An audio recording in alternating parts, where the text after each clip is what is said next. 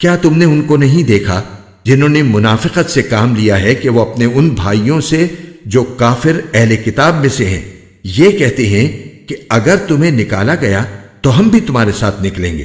اور تمہارے بارے میں کبھی کسی اور کا کہنا نہیں مانیں گے، اور اگر تم سے جنگ کی گئی تو ہم تمہاری مدد کریں گے، اور اللہ گواہی دیتا ہے کہ یہ لوگ بالکل جھوٹے ہیں۔ یہ پکی بات ہے کہ اگر ان اہل کتاب کو نکالا گیا تو یہ ان کے ساتھ نہیں نکلیں گے، اور اگر ان سے جنگ کی گئی تو یہ ان کی مدد نہیں کریں گے،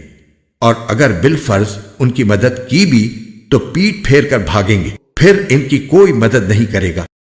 مسلمانوں، حقیقت یہ ہے کہ ان کے دلوں میں تمہاری دہشت اللہ سے زیادہ ہے، یہ اس لیے کہ یہ وہ لوگ ہیں جنہیں سمجھ نہیں ہے۔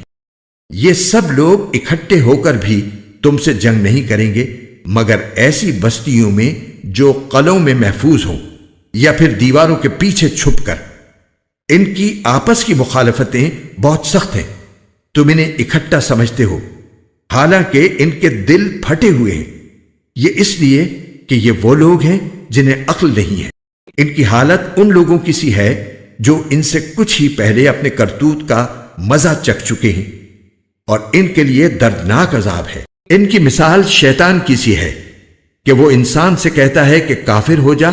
پھر جب وہ کافر ہو جاتا ہے تو کہتا ہے کہ میں تجھ سے بری ہوں، میں تو اللہ سے ڈرتا ہوں جو سارے جہانوں کا پروردگار ہے۔ چنانچہ ان دونوں کا انجام یہ ہے کہ وہ دونوں دوزخ میں ہوں گے جہاں وہ ہمیشہ رہیں گے، اور یہی ظلم کرنے والوں کی سزا ہے۔